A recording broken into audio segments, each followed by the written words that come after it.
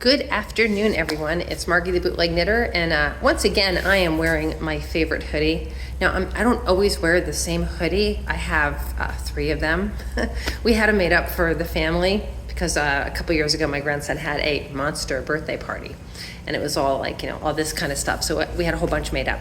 So we have like 3 of them. So I'm not always wearing the same hoodie when I'm wearing my Crystal Lake retro Friday the 13th hoodie, but whatever.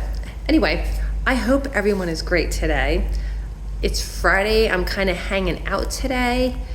I'm recuperating from the farm show, and my husband shared a little bit of a stomach thing with me, so I'm like, I'm just hanging out at home today. You can see I'm a little pale.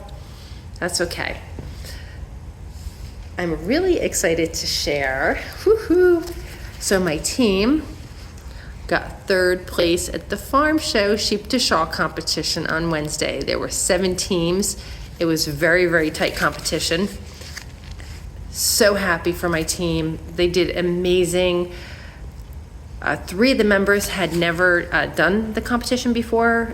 They all had just learned how to spin within the past year. So it was like very exciting to see, how far they have come. My friend and I, we both have done this farm show before. This is actually my 4th farm show. And I have my teams I was on before, I should say my team I was on before, it was a distance from my house. It was like over an hour away. We never placed. So one of the art centers up the road asked me last year if I could help them get a team started.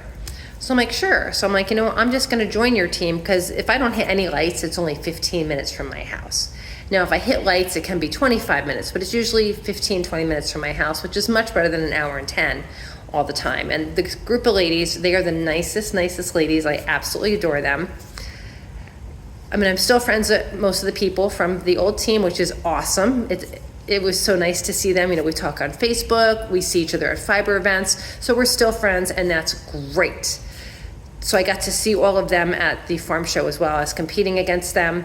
And it was great. We cheer each other on, just the sportsmanship, the camaraderie. It was fantastic. And I was just so happy, that we were able to win 3rd place at farm show. Ooh, ooh. I was happy for my girls. I was so nervous for them. Like my hands were shaking. I was so nervous for them. I wanted to do well for them because again, their first time they were doing it, you could tell they were just so overwhelmed, almost like so nervous. But I'm like, they worked hard. We had practiced so long. They had worked so hard. And I'm like, guys, we're ready for this. You got this. And they delivered. It was great. We used a Corriedale sheep for our sheep to shawl from the farm of Roger Bowman. And our shearer was Chris Stitzel. He was phenomenal as well. Roger is an amazing man, and his wife, I love them both so much. And our sheep was huge. I was really happy. I actually walked her from the pen. She walks really well for me. All right, excuse me, I'm gonna get up for a moment. My big dog wants to come in the house. I knew this was gonna happen. I knew I was gonna start filming and they would wanna come in. But it's a nice sunny day here. Come on in. Most of our snow is gone. It's been melting. All right, I have one more out there, and I'm sure probably about 5 minutes after I sit down, he's gonna wanna come in. But that's okay. It's good for you to get up and down, right? Get the blood flowing. Oh, and here's my girly. Hi, Annie. Hi, Annie, you good girl. You're such a good girl. Yes, you are. Okay, there's my Annie girl. So we've had even though I don't really feel that great today, we've had a really, really busy day this morning. Okay, there we go. When my husband was gone, I did a lot of cleaning up, putting stuff away.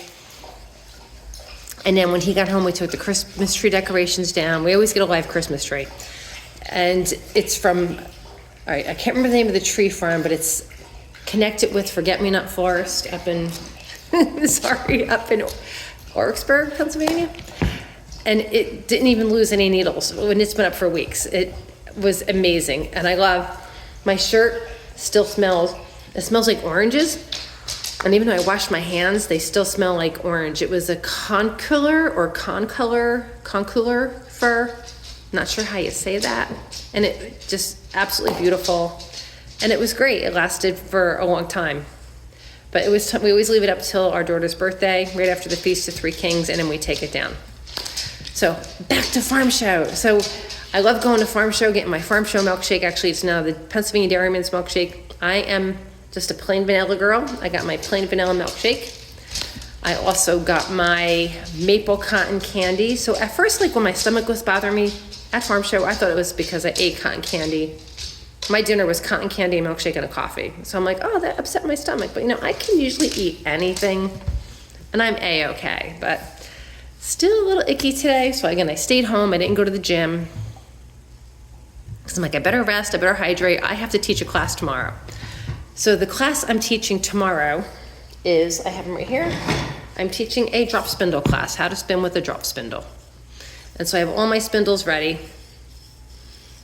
I have their leaders. So the leader is what you attach your fiber to, so you can start spinning. Now, when I start spinning, I don't use a leader. Like, what does that mean? You're like, what does that mean, Margie? I'll show you. Let me grab one. So here is a drop spindle. I do not have a leader on this.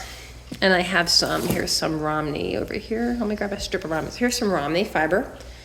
And when I start my drop spindle, all I do is I take my fiber, make it nice and thin.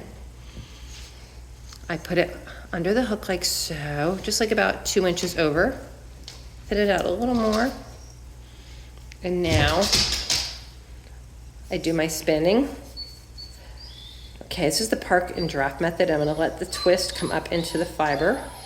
So again, I'm gonna twist it. I do it clockwise until I basically feel the twist hit my finger. I'm gonna park it. And I usually do this standing up. I usually don't do this sitting down, but you can do it sitting up, standing, whatever. There we go. Add a little more twist. Now that it's gotten long enough, I'm gonna wrap it around my hand. Now I only do this in the beginning when I'm getting it started.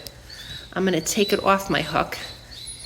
Shh. All right, he's crying because the other dog is outside. He's not happy unless the whole pack is together. I'm gonna wrap it underneath. This is my storage here. I'm gonna leave about a 6-inch leader. Again, wrap it around the hook twice, and now I am ready to go. So that's how I do it. But it's a beginner class, so when you're doing a beginner class, it's easier to start with a leader put on the drop spindle. And then once your arms get too short, I call that short arm syndrome, you just unwind and roll it onto the drop spindle. I know, I make it look easier than it is, right? All right, so put that one there. So I'm gonna have drop spindles for sale, teaching drop spindling. This is one of my favorite drop spindles. This is a little mini drop spindle. The lighter the drop spindle, the finer the fiber. So if you have really fine fiber, you don't want to use a heavy drop spindle because it's going to break it. And you can even do really, really, really fine fibers, and you do what's called a supported spindle, where you put it in a little dish. And so there's not a lot of weight, and that's, you can spin silk and other really, really fine fibers and make thread basically. Now this is pretty thin, you could see. I don't get it to focus. Look how thin that is. This is, let me show you this. This is all right, let me talk about the spindle first. Back up, rewind. This spindle is a John Galen spindle, John Galen Designs. He is on Etsy. And I love the sparkle. It's even prettier in person. I mean, it's pretty on there. You can see it sparkling, but it's, like I said, even prettier in person. This is his acrylic spindle. And I am spinning, let me show you this. This is Vicuna. Look how short these fibers are. Really, really short fibers. If you hear someone, my husband's coming up the stairs, so you know, you can see how short these fibers are. So for these fibers, I don't want a lot of weight on my spindle. When I started it supported, so it wasn't a lot of weight. But now that I got it going, again, I'll just do my drop spindle. And all right, see how I'm joining a new piece? I'm just gonna let the twist come up into the fiber, see? There we go. So I'm basically what I call spinning from the fluff. There we go. And it's really short, so my right hand is squeezing, so not too much pressure gets put on the fiber in my left hand. I thin it out and I gradually let the twist come up with my right hand, but it's also helping so that there's not too much pressure, not too much pull, I should say, coming into the fiber to the point where it's going to, going to break. And then I will again, store it onto the bottom of my spindle. There we go. So that is my vicuna. Again, it's a rare fiber. The animals are shorn every 2 years. They are rounded up. They are wild animals in South America. I think it's Peru. They're rounded up and they are shorn and then re-released out into the wild. And you can see again how short the fibers are. Really, really soft. So that's vicuna. For my classes, I usually use Romney. Here's I got a whole box full of Romney. See, whole box full. Why do I have a whole box full? Because we use it for when we do sheep to shawl competition, we use this for our warp. For the vertical fibers on our loom, we hand spin Romney. So that's why I have a whole big box full of it. And I got this from RH Lindsay in RH Lindsay, Lindsay, in Canton, Massachusetts. They are a fiber company that's been in business since the 1970s. So I got a lot of this. This is usually what I use. Tomorrow for my class, I'm teaching it at a fiber farm, Curly Goose Farm. It's north of Allentown, Pennsylvania, Bath, Pennsylvania. And I'm using her fiber, because it's her farm, to teach my drop spindle class. And let me think if there's anything else. Oh, I'll show you this. This is really nice. So look at this bobbin. This is for my Daedalus. It's Daedalus spinning wheel. It's Daedalus. It's my electric spinning wheel. This is what my phone is sitting on right now. And look at the size of this bobbin and look at this fiber. This is merino. That was dyed. I didn't dye it, a friend did it. So I'm probably gonna spin some of my Romney, and I'm probably gonna mix the two together. I'm probably gonna dye this first because I don't want the blue and the white. I might do like blue and pink and then mix it together. I'm not really sure what I'm doing yet. We'll see. And then I'll do a bobbin and I'll put them together to make a 2-ply. Something else I've been doing is, I don't have my hat here, but I made a couple hats out of this yarn. Now you can see the little specks in this. Those little specks are reflective, just like on a bicycle when it's a reflector on a bicycle. So when the light hits it, it reflects. So I made a couple hats. So when you wear them when you're running at night, and if a headlight hits your hat, it reflects so they can see you better. So I made a couple hats and I sold one at a craft fair at my grandkids' school.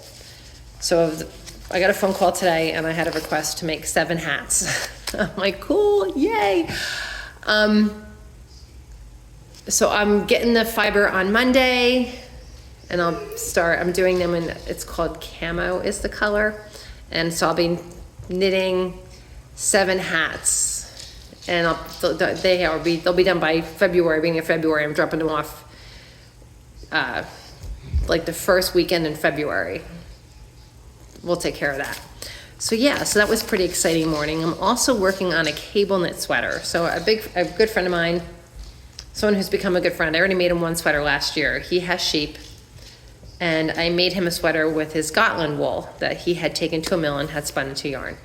So then he also has Shetland, and he took that to the mill as well, and he had it made into yarn. So now I've just begun a cable knit sweater with the Shetland, and it's pretty nice. But it took some time because, again, it's not the yarn that the pattern calls for. So I'm doubling it up because it has to be thicker because it's pretty thin. And then I had to use different needles until I got the proper gauge for the pattern. If it's too small, even if you follow the pattern, then it'll be too small. If it's too big if you're using bigger needles, each stitch is going to be a little bigger. If it's too big, even if you use the set number of what they call for the pattern, it's going to be too big. So you have to make sure that you have the correct gauge. Now, some people hate doing gauge. I'm not a fan of gauge. I find it rather boring. But you want to make sure, especially when you're making something for someone else, you want to make sure that it's going to fit. So I had to do gauge, made sure it's going to fit. And then there were like 4 stitches that I had never heard of before. I've done a couple cable knit sweaters, but they're all different. So then I had to practice the stitches, make sure I knew the stitches, got them down, and then 3 days ago, Tuesday, I actually started the sweater. But then Wednesday was farm show. Yesterday, I was so exhausted yesterday, I couldn't even think. I was just so tired. So yesterday what I did is I prepped some fiber. So this isn't this beautiful? This is from my sheep. This is from Petals, the Romney. And I used Viking combs. I can't show you because they're downstairs. So I did the fiber, I made a nice roving, here we go. And I will spin this on my spinning wheel. I already have about 400 yards of 2-ply Petals yarn. I have a little bit more to wash. I have this bag here. This is my bag I have to spin. You say, oh my God, that looks like a lot. But this is probably only gonna make about 90 yards of 90 yards of 2-ply. And I have a little bit more to wash. So I'm probably thinking I might get 600 yards from her, that's it. So it's probably gonna be a cowl and a pair of fingerless gloves, that's what I'm gonna end up making. And yeah, I guess that's it, you guys. Again, I hope everyone is well. Again, it's chilly here in Pennsylvania. I got a fire going over there. I just got the fire going, so it's not really cranking yet. It's getting there. And then, again, I'm gonna rest today, teach my class tomorrow. And yeah, then back to the grind, back to the gym and getting everything ready. And I guess that's all I have to say today. Everybody have a great day.